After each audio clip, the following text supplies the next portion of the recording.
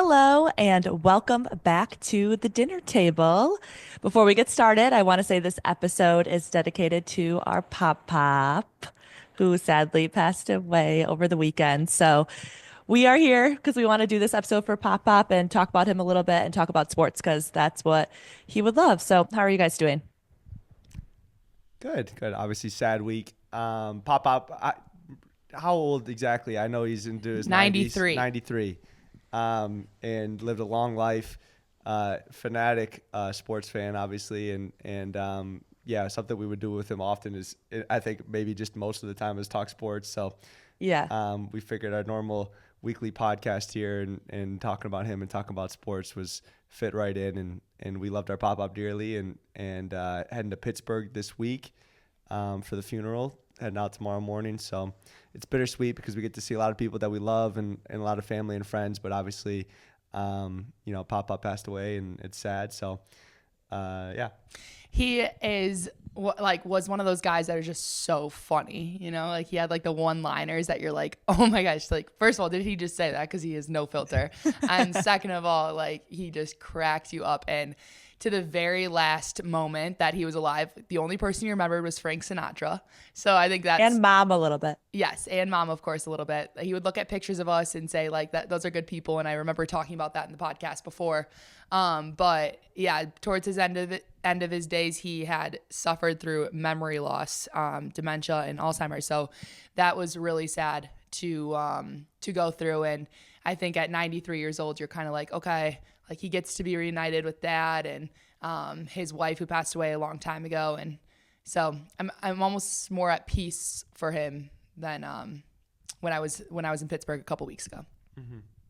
Yeah, I definitely feel the same way. And we should mention, I guess, that it's Dad's birthday today. Yeah. So, that's special in its own way too, that they get to be together for that. But yeah, Pop, he just like was one of a kind. Like Chloe said, he's like the funniest person that I've ever met. Like he just was hilarious. Some of the things that he would do was so funny. I think we should just share like one story about him, and if someone else wants to tell this, I think maybe Cam, because this is the funniest story is the airplane thing. And I think that kind of just describes Sums him describes a up. little bit Yeah. about who Pop Up was.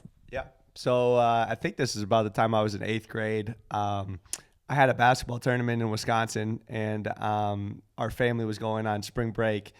So I was going to stay home and stay with Pop and then make the trip down to Florida with him for spring break. Pop had never been on a plane before. So it was me, a little eighth grader, and Pop who's never been on a plane. He's come to Wisconsin from Pittsburgh probably a million times in his life, and he always just drove. And I had a little bit of a fear of flying. So we convinced him somehow to fly down to Florida, and me and him were getting our stuff ready to go. And so the whole time leading up to this, Dad and Mom are, telling him, hey, you can't bring on any liquids, bring your ID, all the basic airport stuff. So as soon as we get to security, he's already nervous. Obviously, he's got a big bottle of Listerine in his bag, his check-in bag. So flight people or whatever security stops us, and they're like, sir, you're gonna have to take this out and throw it away. He's like, no, we need that. And we're like, I'm not getting on the plane without my Listerine. And then he had a big bottle of cologne and toothpaste and everything possible that you can go on the plane with. So they ended up throwing all that away. He's already grumpy. We get on the plane. This is the type of guy he was too. He's a very smart guy, but I think he likes to play dumb sometimes. Yeah. And so we're getting on the plane, and we find our seats, and in the luggage compartment ahead of us, somebody has their bag already set up there. He just proceeds to take their bag down, puts it in the aisle, puts his bag up top, and we go and sit down while that guy's bag was still in the aisle. He comes back, and he's like he saw I was an older man and was just like, all right, and moved his bag to another compartment. That's so such a great example of who he was, just so stubborn, but in the best way. He was a great grandpa. He loved us so much. He traveled, like Cam said, 9 hour drive all the way up until he was 89 years old to come to Pittsburgh. And so to come to Wisconsin from Pittsburgh. So he was the best. Yep, absolutely. Yeah, and he would have he would have kept doing it too. We're the ones that said he shouldn't be driving anymore, but Yes. he would have done it till his last day. So so many amazing memories with our pop up, and so many of our friends got the chance to know him too. Just grow up with him as well. So it's nice to have, Yeah. friends who like I got just texts about memories of pop up and things that he said and Yeah, same here. making them laugh and stuff. So um yeah, so that's nice. But so we'll go to Pittsburgh on Wednesday and spend some family time there, and also with mom and dad's friends out in Pittsburgh. So it'll be nice. Honestly, I'm looking forward to the time together and like showing Jake and stuff Pittsburgh and where dad Yeah. Yeah. lived and whatnot. So Is that the so first yeah, time? Is that the first time Jake's going out to Pittsburgh? yeah, Yeah. yeah, yeah. So this is for our pop up, but This is for our pop up. okay, so moving on, and something he'd be so excited about is Chloe called her first basketball game of the season yesterday for Marquette women's basketball. How'd you feel?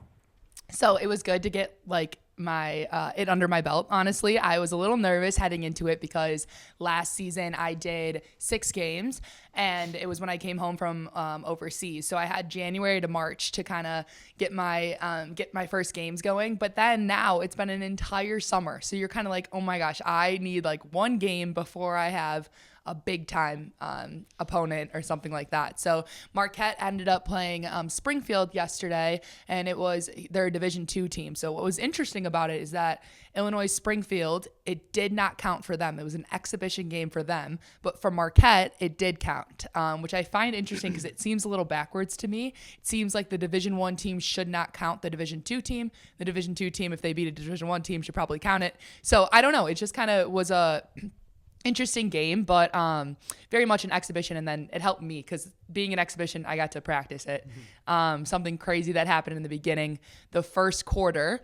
Bob is my play-by-play guy, and we both had headphones on, of course, and they didn't set it up where we could hear each other or hear our voices. So it's an all kids game. There's hundreds of kids from 3rd grade to 8th grade screaming in the crowd. And then me and Bob have headphones on, so that also blocks some noise.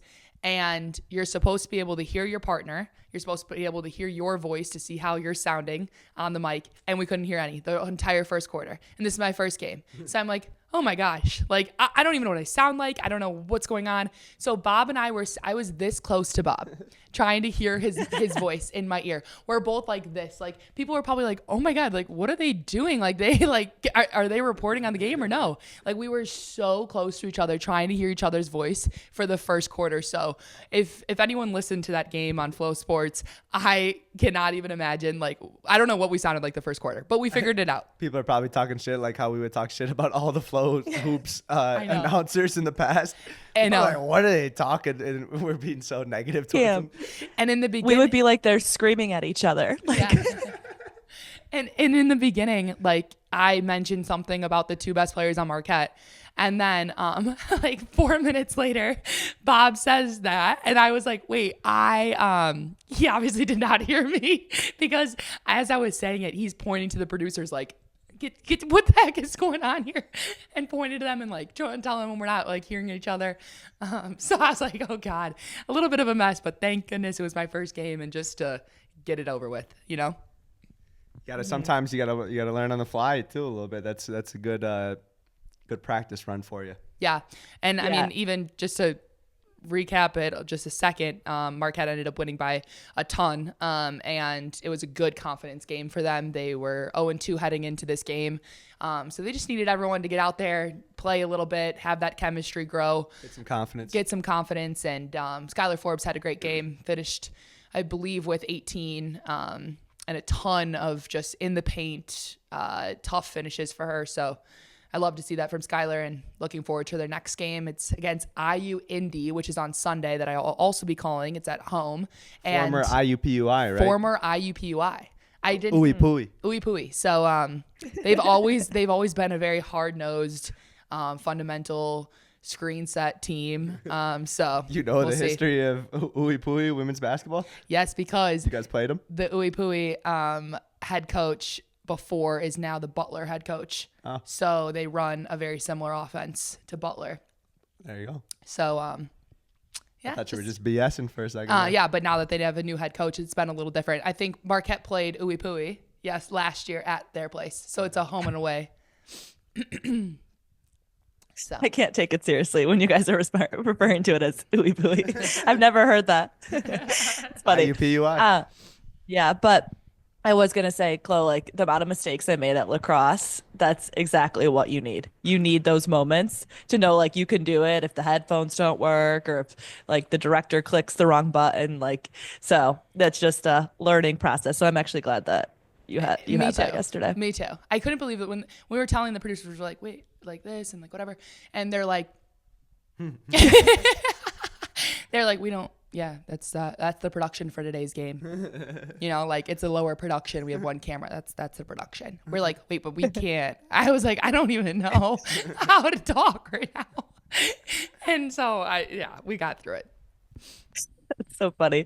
Okay, so Marquette men's basketball has a huge game tonight against Purdue, and hopefully we'll get this out so you can hear it on your drive there. So if you guys can just give us a little preview of what we're going to see tonight at Pfizer.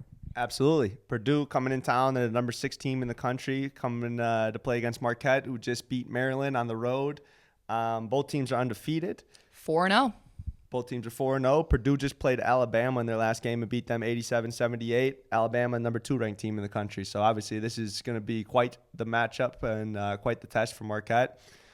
Purdue, as always, their front court is loaded. They got big physical guys. Their big 7'4" man is out, but they also have a 7'2" guy who they start right now. What is his first name? It's W. Berg. Will Berg is his first name. He's 7'2". And then Trey Kaufman-Wren has been a big addition for them this year. Not addition. He's a third-year guy, but he's really stepped up his game, averaging 18.6 rebounds a game. In the backcourt for them, they have Braden Smith and Foster Lawyer, 2 guys. If you watch Big Ten basketball, you're very familiar with, very steady. Don't turn the ball over, can knock down open jump shots and run the offense. And so they're Purdue, as always, they're a good team. It sounds like the same exact team. Exactly. I think as long as they have Coach Painter and they're running. So when we played Purdue, they had more plays than any team ever in the country. Their playbook must be 200 pages deep because our scout team had to memorize. Normally, if you're for a scout team, you memorize like the other team's maybe like 10 most frequently ran plays, and that would be a lot. We had to memorize Purdue's like top 25 most frequently ran plays because every time down the court they run something different.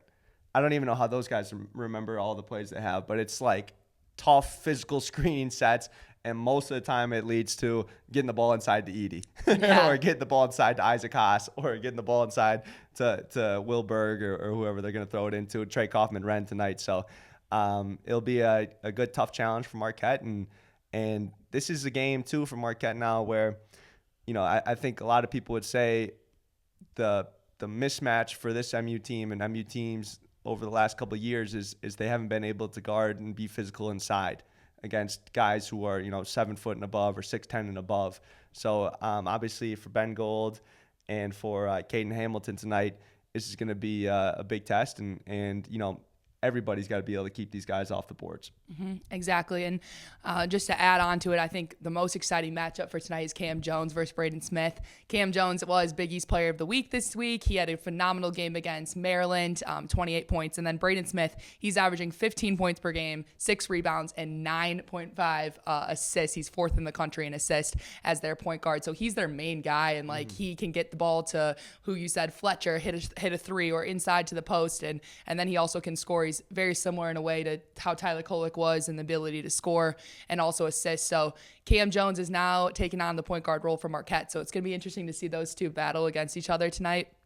So I'm looking forward to that. But boy, was he good against Maryland. I mean, my goodness, he was phenomenal. Phenomenal. It's when you watch it with people who are a little less familiar with Cam Jones, they're like cannot believe the way he moves. I think Marquette fans are familiar with it because he's been doing this now the last couple of years. But he just the way he gets in the paint, stops on a dime, boom, right over the left hand or the right shoulder with the left hand, and his finishing ability is just, you could see on guys who played for Maryland, their faces when he's driving and all of a sudden throws up this shot that goes in, and it's like a common shot for Cam, and he doesn't even think twice about it. But they're like, oh my God, I can't believe he's like making this nonstop. And it's over and over again. It's different things. You got to imagine, like when you're scouting Cam Jones, okay, if he goes right, he's most likely doing a tight spin going back to his left. That's like what he always does. But then he would do that, and then he would stop on a dime, like you're saying. Then he would go same foot, same hand. Like he would change it up so many times that spin move was never predicted. Yeah. You know, because he wasn't doing it constantly. So he was so impressive. And then I ran into him at Marquette on Saturday, and I was like, great game, like way to pull it out, whatever. He was like, I was so soft for missing those free throws. Like that's all he had to say. I'm like, he had 28 points, they won the game, but he couldn't get over the fact that he missed the 2 free throws at the end. So he's gonna come after Purdue today because he's got that on his mind for sure. I think this one of the last things is that in order for Marquette to play well tonight, they got to shoot a lot better from the 3-point line. Yep. Purdue is shooting 56%. They shot 56% from the 3 against Alabama, which is obviously very great shooting percentage. And then Marquette, they shot 8 of 23 versus Maryland, and David Joplin, their shooter, was 1 of 7. 8 of those threes were Cam Jones. So they got to, spread that out a little bit more. The good thing about Jop is that he is tended to be a little streaky. Obviously, he got off in the George Mason game. So hopefully what that means is tonight he's going to fill it up. Yeah. And don't forget they have the Big Ten refs tonight. So. Oh, really? Ooh. How does that work? Yeah, well, no, I mean, I actually don't know, but I'm just saying, like, I assume when they play Purdue, I'm not really sure, but no. whatever. I think normally how it works is they take refs from independent conference then. Oh, okay. Because Wisconsin, Arizona, everyone was being like, oh, Arizona's being introduced to the Big Ten refs right now because there were so many fouls. That was crazy how many fouls there were in that game. I didn't watch it, but it's like I don't know the exact stat, but Trav told me how many fouls were and free throws were shot. It's like every other possession. Yeah, it was insane. I think most of the time when you play a non-conference game, they try not to do Big East refs or Big Ten refs. I mean, it might work out that way, but I know we'll have to look up and see who's officiating the game. Yeah, Wisconsin had 47 free throws against Arizona, just a lot. Shout out John Tonje, who went 21 for 22 at the line too. So it is amazing. That's incredible. Yeah, what they shoot as a team in that game. I'll look right now, but Wisconsin Marquette, December 7th. I'm so interested in that game because, beginning of the year, I was thinking, Marquette would definitely get the win, but Wisconsin has some really good players. This John Tonje really stepped up kind of out of nowhere. Oh, absolutely. I mean, we talked about that before too. We did. Wisconsin is going to be a tough matchup. And they're ranked 19th in the country right now. Always tough. Yeah. They shot 44% from 3 and then 48% from the field. Yep. And then from the free throw line, though, they shot in that game 87%. 41 for 47. How about that? I mean, Arizona shot 43 free throws. So, I mean, it wasn't like it was one-sided, but I mean. Yeah, well, the coach for Arizona, I forget his name, but he certainly made it seem like it was one-sided. And then you look at the numbers and you're like, it's really not that far off. And you guys lost 103 to 88. So, well, they also still lost by a lot. They went 28 for 40 from the free throw line in comparison to Wisconsin shooting 87.2% from the free throw line. So it's a little different. Yeah, it's crazy. Yeah, exactly. Yeah. John Blackwell had 30 last night too. Tonje had 41 against Arizona. So, but it is. I'm just gonna say one thing about Wisconsin basketball. It is interesting. They play these teams that aren't as good closer, and then they kind of blow out Arizona at the end of the day. So it's just interesting. It'll be interesting to see how their season plays out. Yeah. All right, so let's get into some more courses. I'm going to do some quick hits for you guys, but this is just interesting. Pat Connaughton played 0 minutes last night in the Bucks win over the Rockets. Thank God the Bucks won. Damian Lillard is back. He hit the game winner for the Bucks, but Pat Connaughton did not play at all. Did not even get in the game. So there's a lot of speculation that he might get traded. Granted, like it could have been anything, But I also saw some tweets. He didn't fly home with the team, which is interesting. Oh, really? I didn't see that. Well, it's from fans saying they saw him and his wife at the airport, and so you kind of take it with a grain of salt, but Yeah, I don't know about that. I mean, that'd be pretty big news. right? Yeah. Yeah. So that's a rumor. That is rumors on Twitter. Yes. Lot of speculation from the dinner table this morning. Not a speculation, but I mean, I don't know. It's interesting to see that he didn't play, and Doc didn't say the injuries or anything like that. He said he was in the rotation. Yeah, So I mean, I think all Bucks fans would agree. Obviously, Pat's been great for the Milwaukee community. Was played a big role in the playoffs in our championship run. I think he's still got stuff left in the tank, but I think for this team to get to a level where we're competing, hopefully with the Boston Celtics, some of these young guys got to step up, and they don't just step up in the playoffs. They got to get some games under their belt during the regular season, and you got to see what Andre Jackson can do. AJ Green AJ had Green, 29 minutes. exactly. Like, yeah, we're struggling a little bit right now. So somebody's got to take a step back. You got to put some new guys in. You got to change the pieces up, and that doesn't mean. And Pat Connaughton will stay professional about it, and his number will get called again, and who knows, maybe he plays 29 minutes in the next game. It was just a one-game thing. So, but Yeah. but I think for all Bucks fans, it's like, yeah, we're glad we're mixing it up a little bit. Yeah. And I have said this from the beginning. Andre Jackson Jr. is a beast. He's the type of guy that you need on your team who plays like the role of a Marcus Smart. I'm trying to think of some others where he's a very hard-nosed defender, plays as hard as possible, big wing, big guard, and brings that physicality for your team. He's not going to be able to score a ton of points, but also like you need a guy who's going to be able to reverse the ball sometimes too and get it to Giannis or get it to Dame or get it to Chris when he comes back. So I think he is a guy that can really step up and kind of get this team going a little bit more. And they are back going a little bit better here now at 5-9 on the season and getting some wins. So I would like to see him keep playing a lot of minutes. I know he only played 5 minutes last night, but he started. Right. And I called a game that he played against in the G League, and I remember thinking in my head, like, man, this guy is so good, and he's trying to prove his point in the G League, and it's a little bit different about how he plays because he has the ball in his hands a little bit more out there, but he's definitely someone that can make an impact on the team. Plus at UConn, he was really fun to watch, and he can make the game electric in a way with the way he dunks and things like that. So maybe similar to some people like Miles Bridges on the Knicks or something like that, but in a way, and maybe not as or maybe more physical than him, but not as good of a scorer. Not as good of a scorer. Mikal Bridges. Oop. Miles Bridges on the Hornets. So sorry. But I got what you meant. Yes. So. All right. Now to Packers Bears. What an ending to that game. And the Bears are still not over it. They are submitting the end to the league. They said that the Packers made illegal contact with the long snapper on the play. They want the NFL to take a second look. Head coach Matt Eberflus said, "We have to be firmer inside for sure.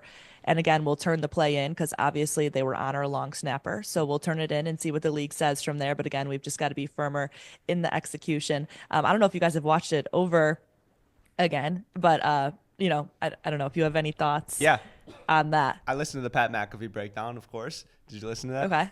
No, I didn't listen to it. Yeah, I mean, I think, we clearly ran into the long snapper. I mean, it's something I actually saw this called. I forget which game, and I didn't even know it was a rule, but somebody was lined up over the long snapper, and they just trucked him, and then they blocked the field goal, and they called it actually in that game. And then I didn't think twice about it when we blocked the field goal on Sunday, but when you watch the replay and you listen to the breakdown, he wasn't lined up over the center, but they definitely pushed the center over, and you're not allowed to make contact with the center because his head's down, so it's like a safety thing. It used to be a rule a couple years ago where you could, and then they changed it. And Pat McAfee was saying like they might have changed it again, and he wasn't even quite sure. The other rule on the block kicks is you're not allowed to push another guy up, so it's called leverage.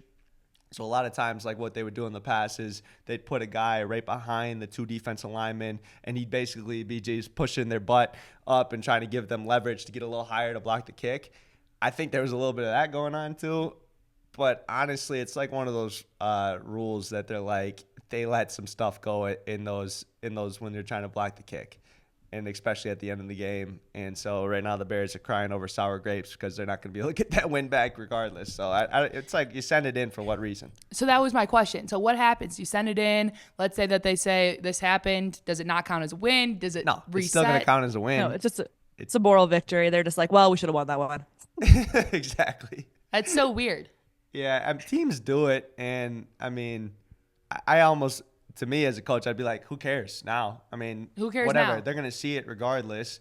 Like, I guess the reason you send it in is so then the next time you play the Packers, they've seen it and they go, okay, well they can't do this again. Then they're more willing to call it, but. Yeah. It's one of those things. Everybody's gonna see that play. If Pat McAfee talks about it, the league's gonna see it. So right. you're kind of just being a little bit of a softy.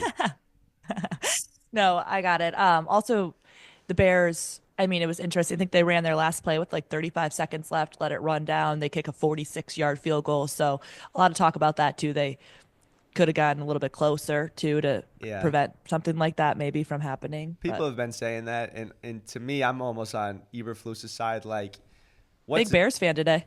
I'm a big Bears fan. I love them since they gave us that win. The Packers played like shit in that game, and we did not deserve to win. It was nice to see Love bounce back and then lead the team on a nice drive. And Christian Watson played phenomenal. But I thought the defense was sleeping. And I thought the offense was sleeping in the first half. But back to that. What difference does it make between like a 42-yarder or like a 46-yarder? Because you're probably going to run the ball again. The Packers know you're going to run the ball. Like, okay, let's say you get 5 more yards, a 40-yarder or a 46. I guess it could have been the difference between blocking it. But like, to me, I would just not want to fumble the ball. If you hand it off to the running back and he fumbles, they're all saying, why didn't you just kick the field goal? Right. So it's one of those things after the fact. I mean, you got to make a 46-yard field goal at the end of the day. Yeah. Okay. All right, next one and final one from me.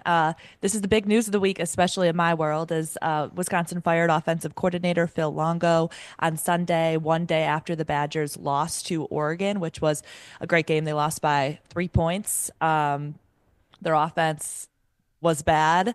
Their defense was incredible. So you got to make a change, but it was interesting. There's 2 games left in the season. They play Nebraska this week. They host Minnesota next week. So it's rare to see a coach make a change like this with 2 games to go in the regular season. Phil Longo and Coach Fickle kind of go back too. They have a relationship. So before Wisconsin. So obviously a really tough move for Coach Fickle. And I just want to tell you guys a little bit of what he said in the press conference yesterday just to see your thoughts. He basically didn't answer. He didn't answer many questions. He said, on Sunday, I made a decision to do what we needed to do. Never something I ever envisioned doing or wanted to do, especially when there's games left to be played. But I felt for all involved and most importantly for our program and kids in the locker room, we needed to do this now to move forward. And then he said, what I told the team, it's not about play calls. It's not about points scored, not about touchdowns. It's moving forward with leadership. Thought that was interesting. Then he was asked, who's going to call the plays for Wisconsin? You know that question is going to be asked. He said, does it matter, right? I mean, the offense will, be run and those guys will do a lot of things collaboratively together. I don't think it's really important as to who is calling it, So kind of was not just like answering questions, said it'll be a collaborative group effort. Then said, regardless of who's calling the plays, the progression is how do you continue to evolve the offense? In particular, for what best fits Wisconsin, and what best fits Wisconsin is using the things you do have. And, I don't think that means you deviate from a ton of different things that we've done. So I don't know. Basically, what I'm trying to say is he did start it off saying, out of respect for Phil, I don't want to get too deep. Yeah. But it was, and I think it was a lot of questions for him about it, Yeah. But he didn't answer. Weird. I think first off, probably it's got to be tough to fire a friend. I mean, like you said, they go back. He's been coaching together. He hired him initially to come with him to Wisconsin. You don't do that unless it's somebody who you really trust and have a good relationship with. And then to fire him with games remaining on the schedule. I think obviously everybody knows who watches Wisconsin football is that their offense has been struggling this year. You play that Oregon team, and you have the defense does everything possible for you to win that game, basically, and you should have won the game, I think. I mean, from what I saw, and you just don't get it done in a couple of offensive possessions, and the big thing this year, and we talked about this on the podcast before, is what's Wisconsin's identity this year? Obviously, we know they're going to be trying to pass the ball. They're kind of spread out. Not kind of. They're more spread out than ever before. Their run game has not been as consistent as it's been under Paul Chryst or Bielema or those guys. So it's like, what are we doing? And I think, like, from what I'm hearing from that, it sounds like Coach Fickell wants to get back to pounding the ball and getting the offensive linemen that they had at Ohio State and smash mouth football, and that's Wisconsin's bread and butter. And I think obviously you got to mix some passing in there. It'd be nice to have a passing/running quarterback in the mix as well. But it sounds like they're going to get back to that now more than ever before. Do you think he knows what he's going to be doing with his offense based off those answers? Because to me, it's like we're still trying to figure this out because we just fired our offensive coordinator. Yeah. But I don't know if it's just like we're not going to feed it into the media or. Yeah, he said Phil came in here and did what I asked him to do. Like, I asked him to put in that system and he did what I asked him to do, but it's just the offense didn't evolve. So I understand what he's saying there. And I think he's kind of trying to hold back on what, obviously he has a vision for what he wants to do, but right. I think he was just like dreading these 25 questions from the media, just like about this topic. Yeah, but you got to be prepared. I mean, if they're going to ask you who's going to be calling the plays, it's not a big deal. It is a big deal. Yeah. And I mean, if it's coming from the assistant offensive coordinator and the receiver coach and whatever, like, that's fine. Just say it's a group effort amongst those guys. I mean, I think some people would like to say, like, oh, he's going to be calling the plays now, or hear that from him. I know he's more of a defensive guy, but to me, and I know Coach Fickell doesn't call the defensive plays either, right? No, Tressel. So you got a head coach that's not calling either side of the ball. I think the most important thing in football is calling the right plays from a coach's standpoint. I mean, I know you can get the team fired up and whatnot, but like, I would like to see a head coach kind of take over one of the sides of the ball. Yeah. Yeah. I agree with that. I mean, they said Jim Polzine, the reporter, kind of he's really good. He questioned it back on it and just said, how do you sell it to the guys in the locker room when it's just a collaborative effort and you don't have someone directly calling the plays and there's no one really with offensive play calling experience anymore. Fickell said, out of college, I called offensive plays for 5th and 7th graders. So I don't know. He was just given, like, he didn't want to talk about it, but that's the job. You did just fire offensive coordinator to come in there. Wow. Give some explanations. But all right, you two hold on, are gonna diet. we got all these coughs. I got blow my nose too. We hang around way too many kids. We're just sick, and it's one of those things. Okay, so now I think I'm going to add a little bit of WNBA lottery pick situation. I'm just going to say it real quickly. So basically, Dallas won the WNBA lottery. So this is the 11th time that Dallas has been in the lottery, and this is the first time they've ever won the number 1 overall pick.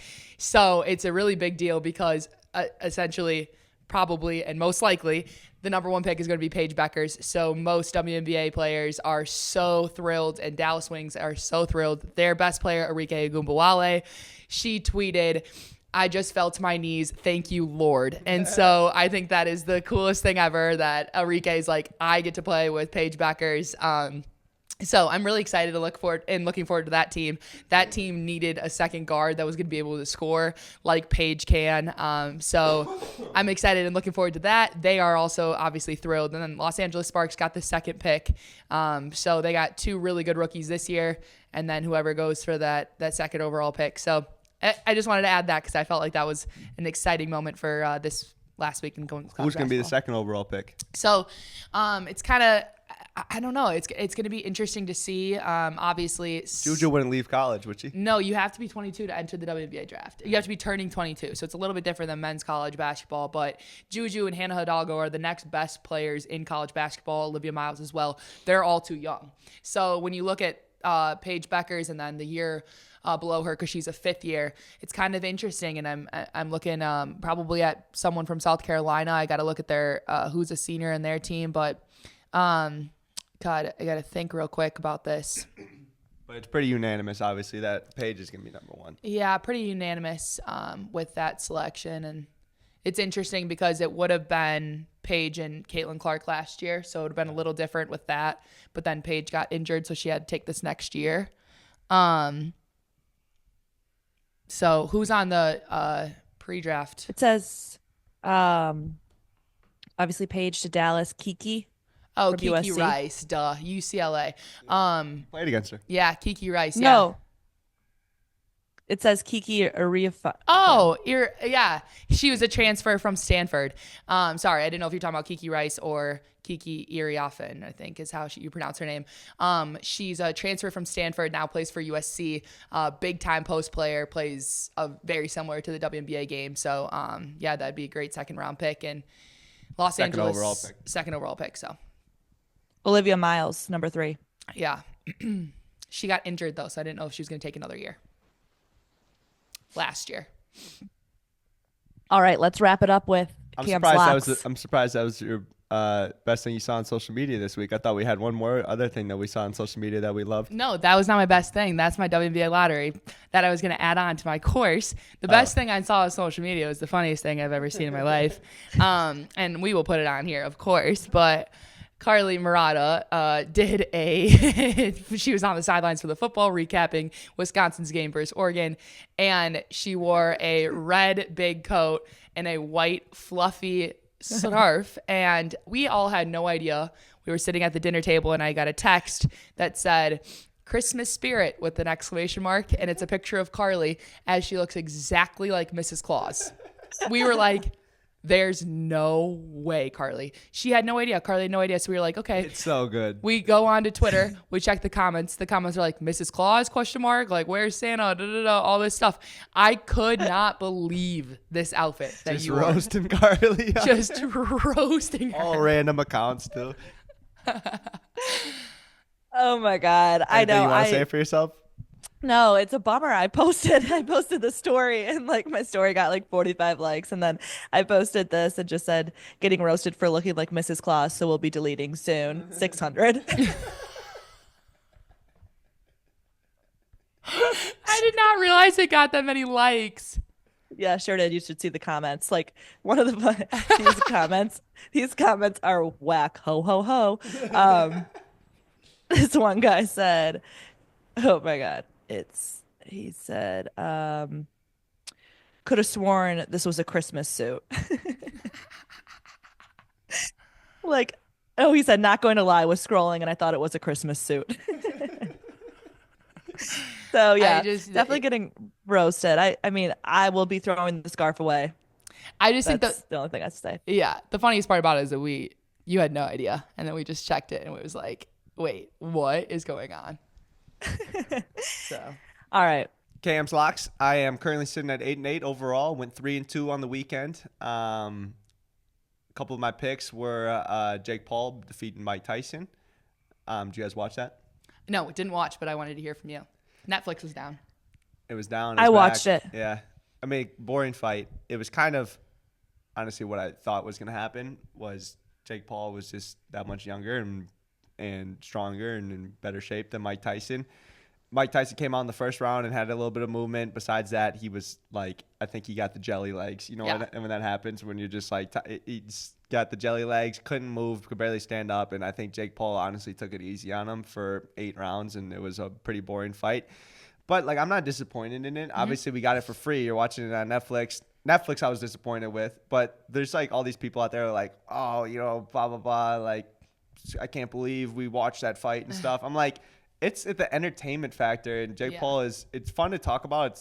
I'm glad Tyson did it. The lead up to it was great. Like, you know, it's fun to gather around and talk about it with your friends. That was one of the biggest spectacles, like, as of late. I remember I was walking on the street and we watched the Marquette game, and then we head back to our place, and like everybody was talking about the fight. So it was kind of fun in that aspect. And and I think Jake Paul is quite the marketer, obviously. Yeah, and that's what Jake Paul is. He's for entertainment. So. Yeah, and so I like that. The real big fights, obviously, of the weekend were the UFC. John Bones Jones ended up beating Stipe Miocic, and then Charles Oliveira beat Michael Chandler, and that was pretty easy as well. So that was one of my other locks there. So 2-0 on those, and then ended up getting the Packers with a win over the Bears. Snuck that one out for 3 wins, and my 2 losses were Chiefs. yeah, Chiefs ended up not getting it done against the Bills, and then I had one more Friday night. I think I had a pick that lost. Who would it have been? Was it hoops? I want to say it was like Kansas or something like that, but I know maybe that was during the week. that was Oh, during you did the. that parlay. Yeah, but I know that was during the week. Sorry, I'm just going to our post. Yeah, Chloe, we'll give it 1 sec. Utah. Oh yeah, Utah didn't cover 11.5 against Colorado, and so obviously that one was an easy one to forget. easy to forget those losses. You just skip right I was over like, them. yeah, you heard my wins, 3-0 on the wins, and the 2 losses. But All right. yeah, it's good to be back to at 500, and I'll send some more picks out this week. Yeah, I was just gonna say that. Check on social media for his picks this week. 8-8, so doing pretty well. If I get a win, you might as well just book my next one as a loss. It's pretty much been back and forth, back and forth, back and forth. So we'll see. All right. Well, this one is for Pop Pop. We love you, Pop Pop, and thank you so much for listening and watching the dinner table.